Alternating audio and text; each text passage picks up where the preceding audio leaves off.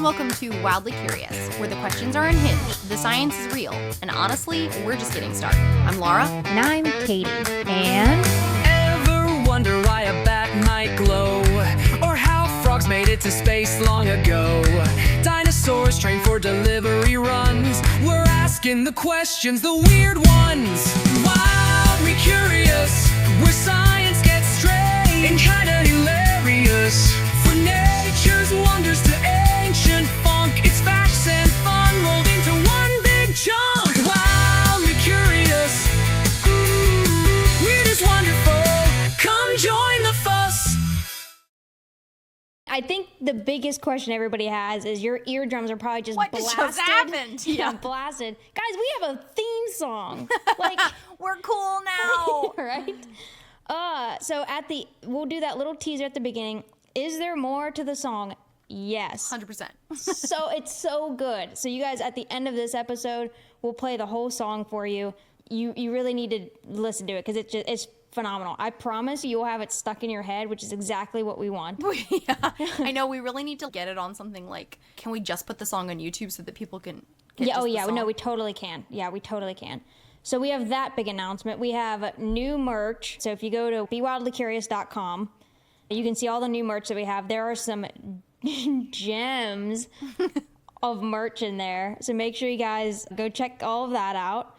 We have some other things in the works. So I think that's all we're going to share now. Yeah, but more is coming. As always, Katie and I are always scheming for the next thing. Always scheming it's for the always next growing. thing.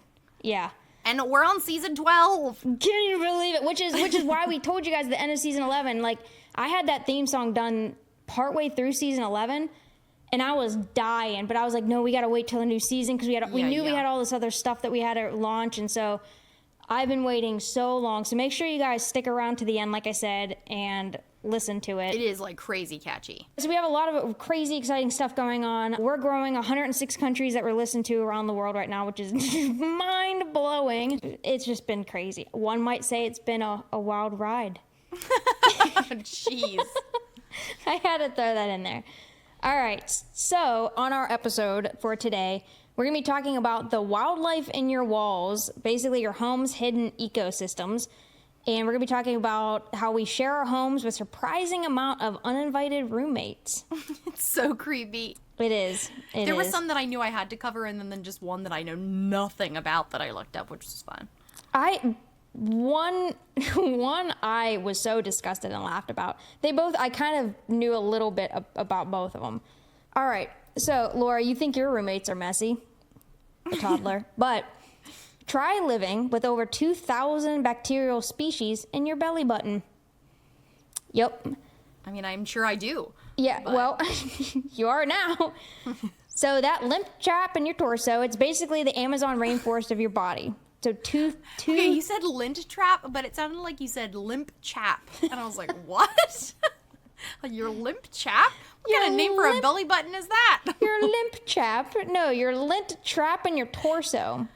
Okay. So we didn't know that all these actually existed before until some scientists got curious. They got bored and they were like, let's start swabbing belly buttons. Right? Well, there is some method to this madness here. So it all started in about 2010 with the launching of the Belly Button Biodiversity Project from North Carolina State and the Museum of Natural Sciences. Okay. So they swabbed 60 belly buttons. Oh, that's not that many. Well, it gets better. Why swab 60 belly buttons of questionable strangers? Simply because they were looking for a way to engage people in microbiome research and microbial research. Or it was someone's weird fetish. Yeah, right. Belly button. Tickle the belly button. Hey, could I just probe your belly button? Yeah, right. Can I swab it? I really want to swab it. Just like anyway. I was going to say any orifice will do sometimes.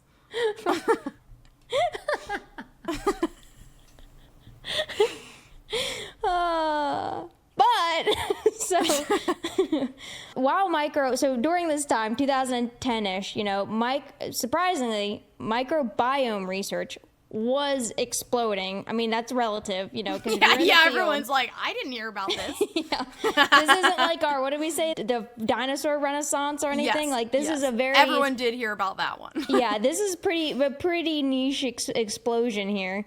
So they decided that even though it was getting big in the science field, it was getting big in only the science field. And so, let's be honest. yeah. So the microbiome research, the ones that was exploding, no pun intended here, but most of it focused on gut or disease-causing bacteria through in your intestines. And that's whenever we started finding out things like the different gut health and how important that was and everything. However, this project wanted to focus on our daily lives, plus getting people involved, so it wasn't just the scientists that knew. Part of this was that the people could actually swab their own belly button, thank God. Some citizen science at its finest. No, it ended up being that, and so the researchers didn't have to. But scientists also wanted to broaden that conversation outside of the world of scientists alone, like just the whole microbiome in general. So thus started the Belly Button Biodiversity Project, which was a citizen science project because this ongoing study wasn't just scientists studying in a lab.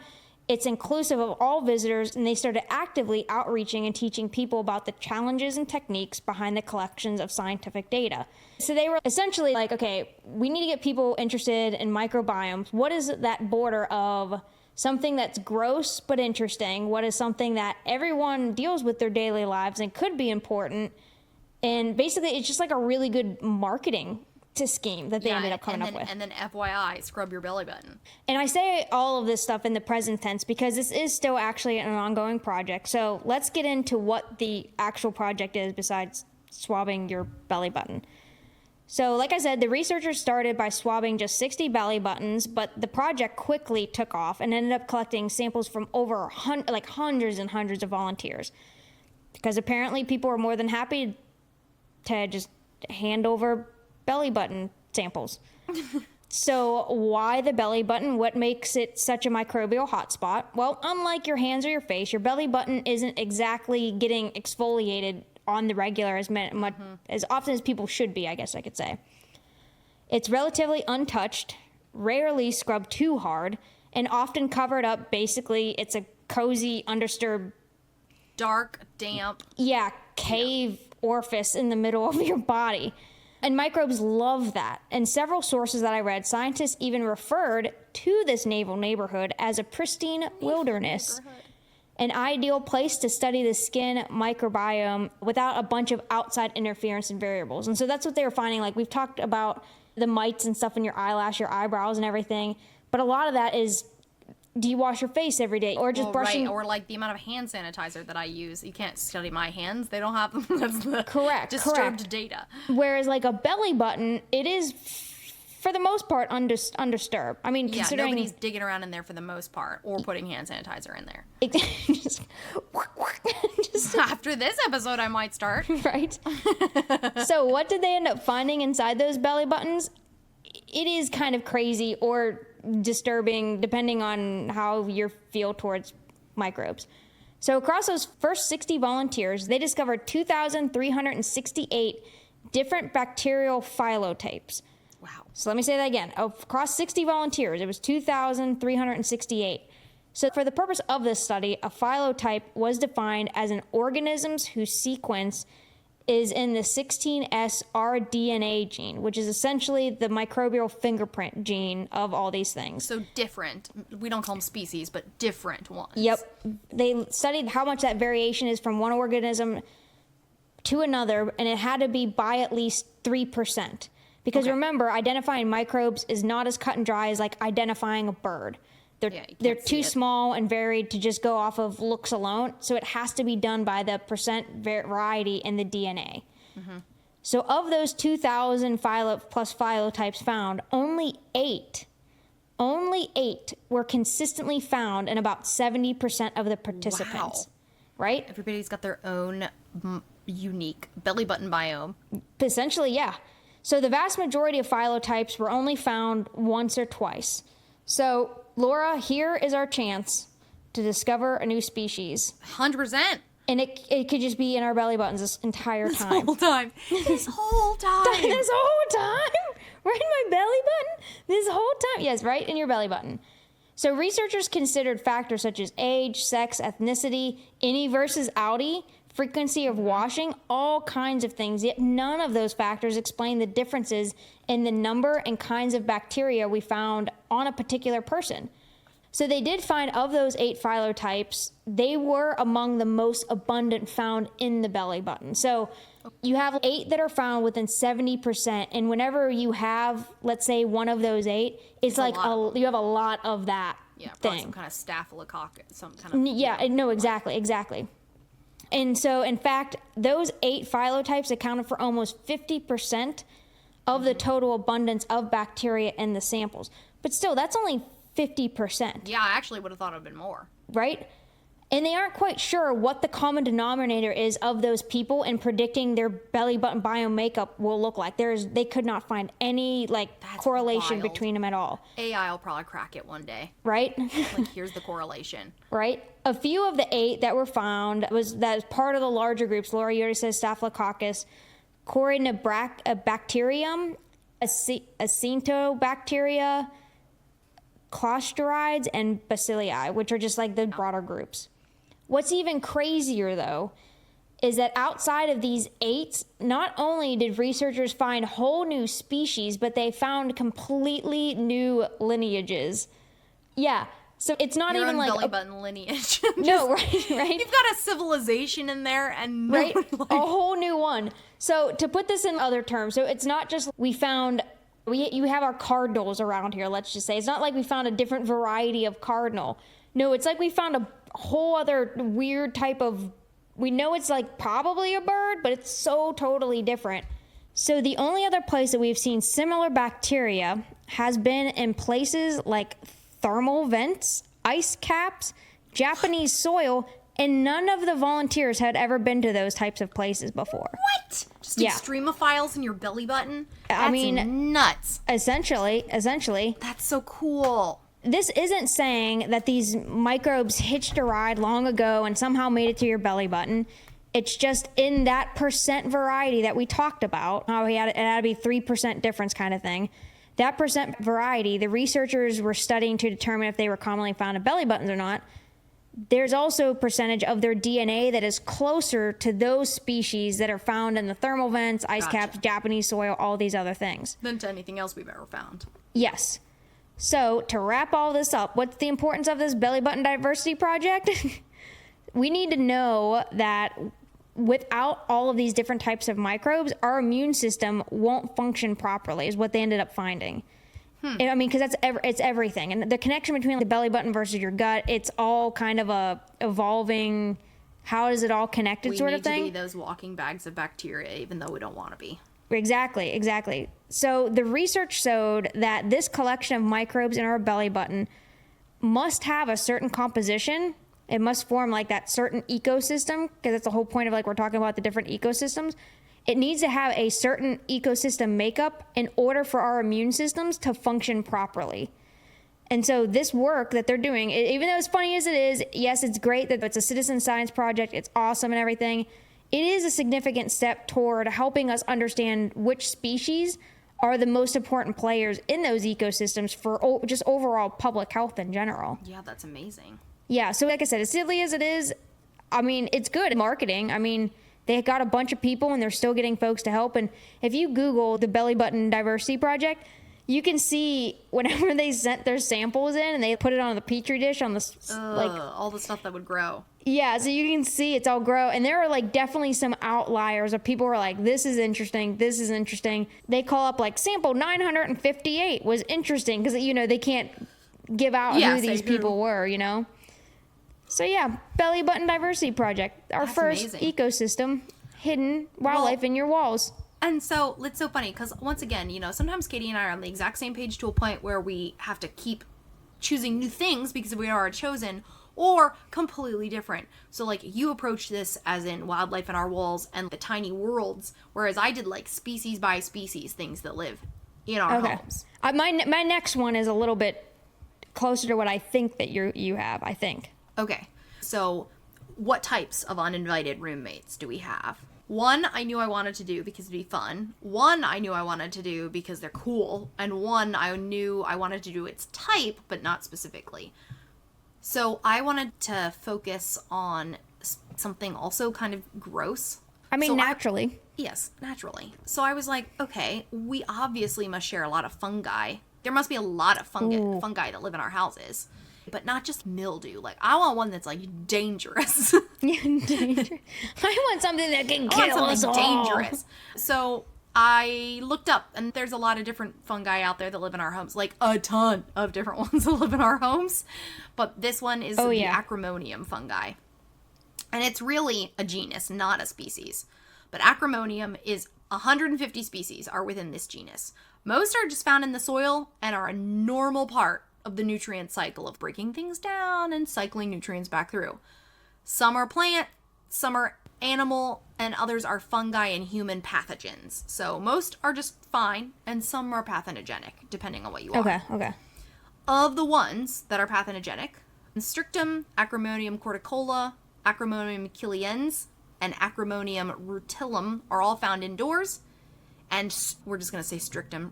A strictum and A kiliens are human pathogens. So two. Okay. 2 of 150 are pathogenic to humans. And I was like, all right, great. So tell me about them. Fantastic. They're kind of hard to identify because they're related to molds and mildews and mushrooms. They can be gray, white, pink, or orange. So there's no like, well, if it's blue, then it's this thing. You know what I mean? Yeah. All it says is they can be those colors, and they typically smell bad. Thanks. Right. Probably need a mold expert or something to come. But like all fungi, they need moisture to survive. And that's what you're going to find a lot. With anything that lives in the human homes or the human body, Yep. they like the moisture. It's so nice and moist in here. Yeah, they like it moist. So they need it to survive, and like all fungi, they produce spores, which is oftentimes the problem. So a fungi releases spores. Normally think of animals, it's reproduction through eggs. Spores are just little bits of them to go and make new fungi. So in our homes, they can be found on wood, concrete, fiberglass, wallpaper, plywood, drywall, insulation, and plaster. But they're also often found in our air conditioning systems, humidifiers, cooling coils, drain pans, and windowsills. Basically anywhere there's been water damage or where water is constantly. Because they like moisture. And it's not water. It's moisture. It's moisture. Yeah. So either it's not just, you can find it in dry wood. No, it's got to be like wood, water damaged wood.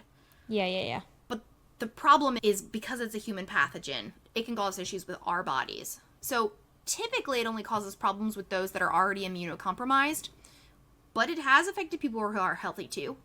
It can cause chronic infections if it penetrates the skin. So let's say you're working in your basement and you're redoing things and it's on this wood. You get a nail into you and it gets into your skin, chronic skin infections. So one after another.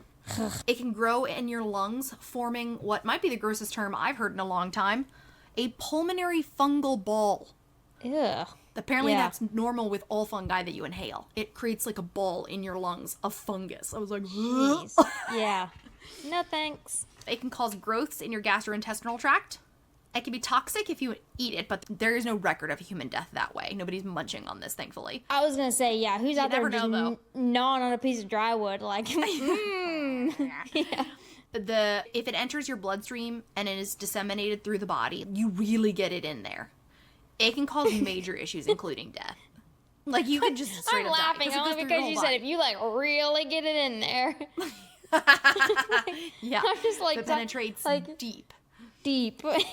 And then it can just cause and exacerbate allergies. For those who might not be immunocompromised, it's just going to make your allergies worse. But for other people, or if you penetrate it in too deep, death. Yeah, death. So how do you keep this from happening to you? First of all, you find the underlying cause and you stop it. So if there is water damage in your home, you need to deal with it.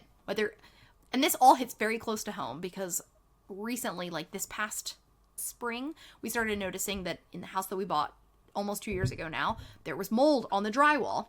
And Justin and I are frantically trying to figure out what kind of mold is it? Should we call in somebody? What should we do about it? And I'm trying not to freak out about it because of what if this is a health concern. Yeah, but I'm telling you, I had a house that was mold and like that too, and I was constantly sick without realizing why am I all of a sudden sick all the time? And it was mold. Yeah. So, really, if you have some serious mold issues, you should definitely call a mold specialist. What we ended up doing was dealing with it ourselves, and it turned out to not be as big of a problem as we thought.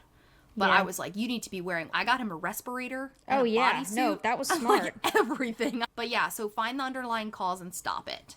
And then you have to deal with the removal of that mold and then preventing it from coming back.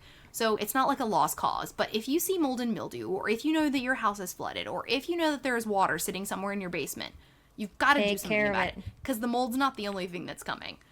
Yeah, no, for sure not. Nice one. Killer molds. Killer molds. All right, so let's move on. What just happened to my desk? The whole thing just shook, and it wasn't me. So, ghosts. Great. Now let's move on to another tiny world. So for me, I really honed in on the ecosystem part of No, I love it. I love microcosms and microecosystems.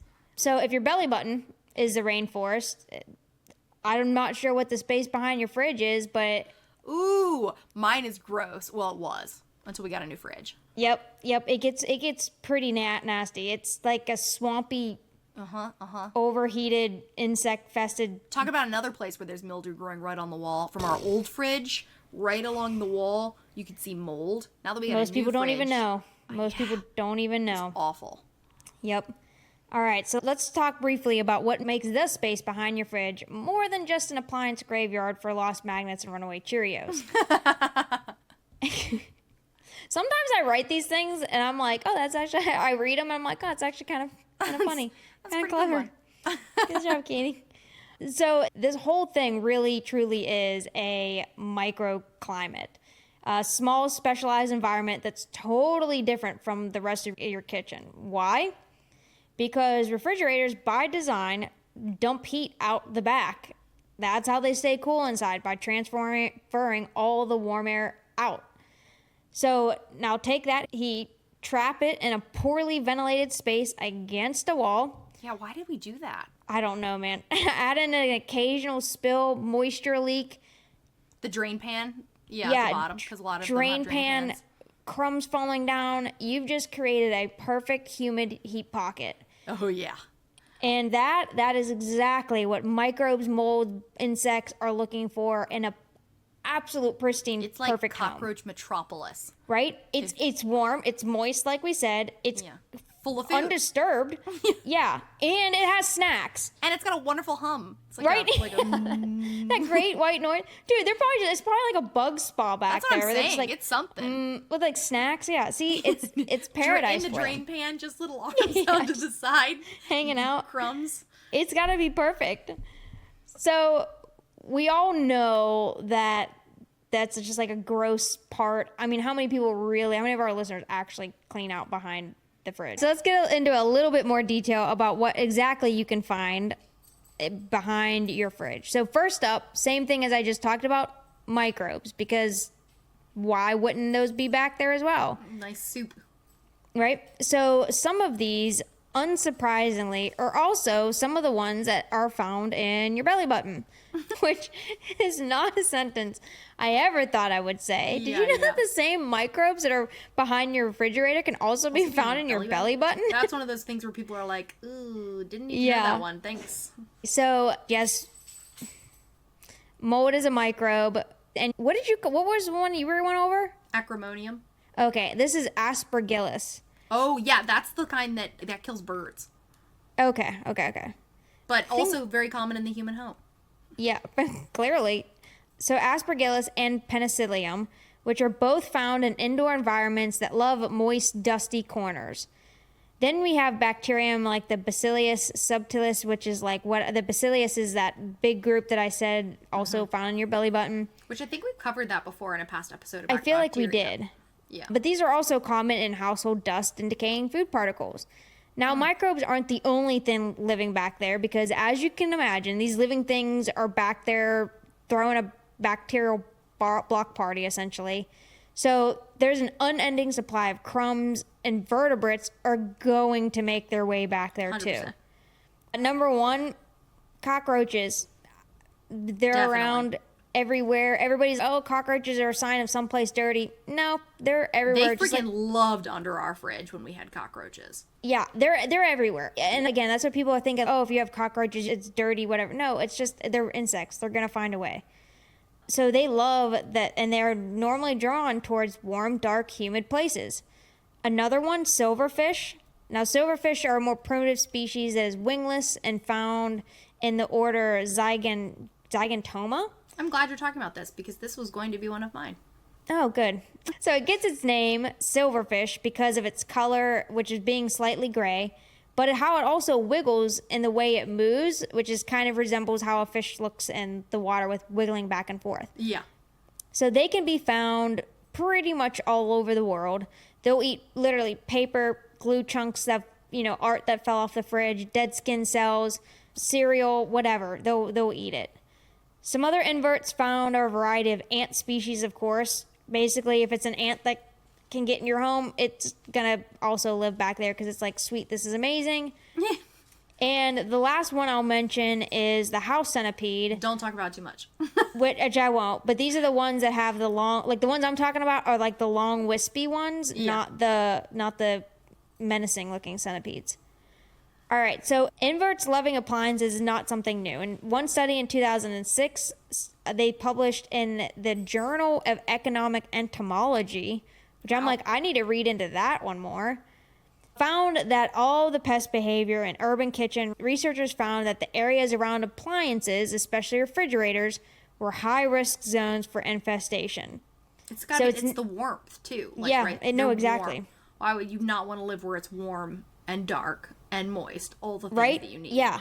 So it's never been a question that behind appliances have long served as a hot, cramped, covered in crumbs insect dive bar. I don't know what else to call it. It's totally what it is. No, it really is, though. So now that I said a lot of stuff that's really not all that shocking, but if you remember that the whole point of this episode, like I said, was talking about ecosystems in your home. Now, the space behind your fridge isn't just a mess. It's a full-on functioning food web-induced ecosystem, if you think about it. So you have your producers, and most ecosystems producers are plants here. Your producers are the fungi, bacteria, the molds that specialize in breaking down organic material so that your breadcrumbs, food bits, or whatever other sticky spills that somehow glued the twist tie to the floor, those are the decomposers. They turn junk into nutrients, which leads to the next level up, which is your consumers, the invertebrates. Cockroaches, silverfish, ants, they eat those decomposers or the leftover crumbs directly, depending on the species. Some will feed on the mold, some chew on through cardboard, whatever's back there. And if you're lucky within this ecosystem, you'll have some predators, which keeps everything in check. So you got your spiders, house centipedes patrolling the perimeter. They're the apex predators of your fridge biome or behind your fridge biome. And they keep things from turning into a full-on infestation. Yeah. So while most people are like, oh, I don't want to do spiders, it actually can be beneficial, at least behind your fridge. Yeah. The bouncers of the dive bar. Nothing. And all of this life cycle is playing out because of the non-living parts of the ecosystem. The heat, the low airflow, humidity, steady supply of organic matter. So that entire system thrives because of its undisturbed, warm, and just gross to be alive, but it has its structure, and so it really is a little ecosystem. So the big takeaway here, you don't have to go to the Amazon or deep into a cave or even leave your kitchen to find a fully functioning ecosystem. You can look behind your fridge or in your belly button. Or in your belly button. Or in your belly button. One or the Well, you other. might not see that one, but you'll definitely see the one behind your fridge. Yeah, you'll definitely see the one behind your fridge for sure. Well, Katie brought up two species that I just wanted to highlight. So she did the belly button and the bacteria. I did kind of the fungi and how mold interacts in your home. She just did behind the fridge and the invertebrates that live there. And then mentioned two invertebrates that I just wanted to highlight just to talk about those roles within the ecosystem. So the silverfish, backstory here. We had silverfish in my house growing up, but you'd usually only find them in a book or Yeah. like something that you haven't moved for a while, right? Yeah. And I'll never forget, I had a friend over once And shout out to Sarah, who's been on one of these episodes before. Yep. She was like, we saw one, and she just starts going, silverfish, and just like freaks out. What? Over a It was silverfish? so funny, yes. I don't Yeah. even know if it was quite that dramatic, but in my head, it will always be that dramatic. In my head. So the silverfish, like Katie said, that they're where they're living, so I'm not going to go into that. But what's kind of cool is they're made to eat plant material because their tiny little mouth parts are made for scraping, and they actually release a digestive enzyme to break it down on the outside. So they're like Yeah. regurgitating stuff to then just scrape it up, which is why when you look in a book and you see little tiny holes in the pages, that's actually from its little rasping. So they're made to break down cellulose. I just picture them and I go, her. Yeah. That's how I always imagine snails and stuff like Right. that. Radula. So yeah, if there weren't people, silverfish would still be around. They would just be eating dead plant material. But since there are people around, books, boxes, wallpaper, and clothing are their main. Just so crazy to be like their main source of food is stuff we've made. Right. I love wallpaper. Just I love a good wallpaper wallpaper. glue. Yeah.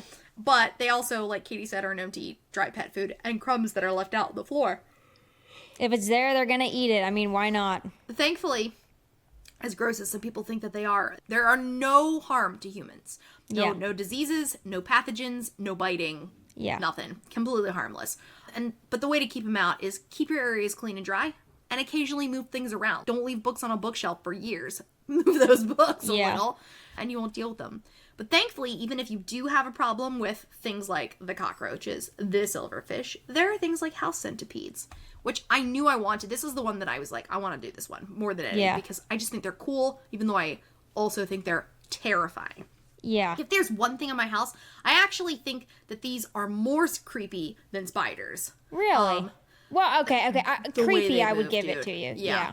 But I have grown a lot as a person over the last few years. And I have started to make strategic alliances with things that live in my house. But house centipedes. You might not know what I'm talking about, but they do live all around the world, even though they're originally native to the Mediterranean. I didn't know that, but I guess they came when people moved here. So these are centipedes that have 15 pairs of really long legs.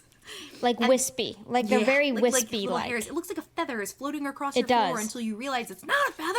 It's a thing. And you need to smash it. No. Yeah. So they get more pairs of legs as they grow up, like all centipedes. They start out with less, and they get more. Yeah. So including their legs and their antenna, they can get up to 4 inches long, which is respectable for a bug that lives in your house. Yeah, Right? I didn't realize it was that big. I've seen one almost that big once, and I was like, oh! Like, Yeah, no, I've never seen one that big. Yeah. usually you're only seeing ones that are like 2 inches, maybe. Yeah, max 2 inches. Yeah. Woo! Yeah. That wasn't a creepy. It was like a woo. Like, You're like, is she... Diggles just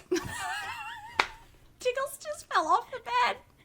He looked me dead in the eye, stretched, and then flopped off the side. I'm so sorry for laughing at you. He just held on with 2 paws and dragged himself back up. poor cat dog. Mates.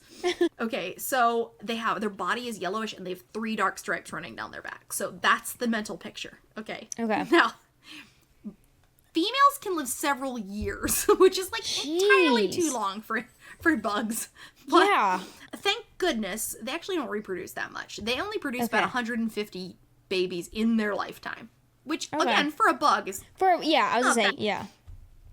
And they come out and they hunt at night. They eat silverfish, these things called fire brats, which look a lot like silverfish, Yeah. carpet beetles, cockroaches, spiders, and any other small arthropod they come across. Like we said, they're a tiny apex predator in your They're home. little tiny tigers running around your house, eating everything else. Yeah. The more you see, the more prey that there is in your house. So Yeah. if you start to see more and more of these, this is like the canary in the coal mine situation where Yes. you're like, best pay attention. Yeah.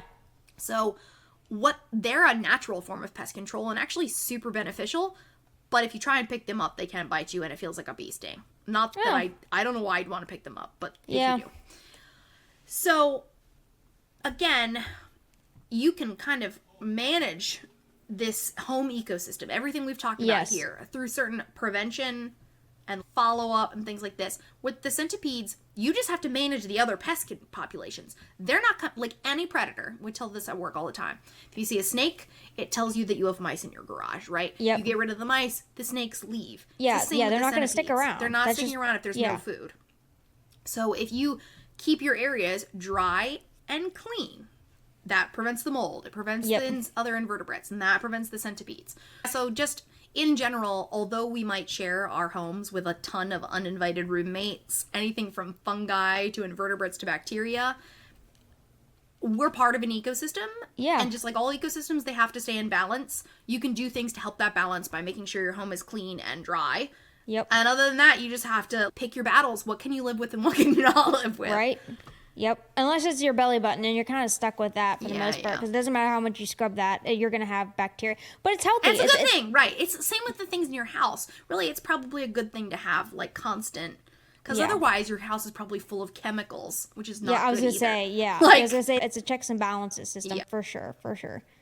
All right, guys, that's the season 12 kickoff. We're going to do this season very similar to the previous ones, where we do a long episode, short one. So next week, we're going to have a mini-sode, and I will wait.